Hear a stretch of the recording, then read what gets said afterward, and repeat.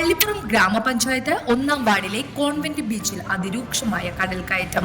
200ഓളം കുടുംബങ്ങൾ ദുരിതത്തിൽ.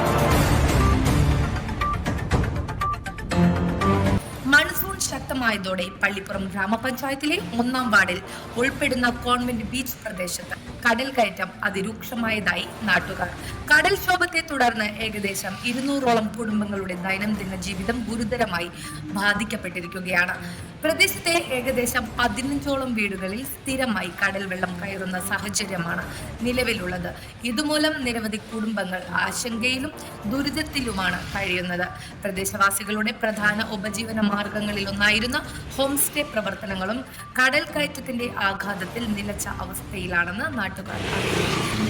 കടൽക്ഷോഭത്തെ തുടർന്ന് തീരദേശ റോഡിലേക്ക് മണൽ അടിഞ്ഞു കൂടിയതിനാൽ വാഹന കാൽനട യാത്രക്കാർക്കും വ്യാപകമായ തടസ്സം നേരിടുന്നുണ്ട്.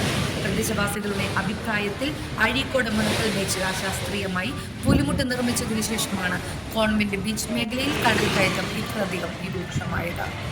മുനമ്പം ബീച്ച് മുതൽ കാറ്റാടി ബീച്ച് വരെ നിശ്ചിത അകലങ്ങളിൽ ഇടമുട്ടുകൾ നിർമ്മിക്കുകയാണ് ഈ പ്രശ്നത്തിന് ശാശ്വത പരിഹാരമെന്നാണ് പ്രദേശവാസികളുടെ ആവശ്യം.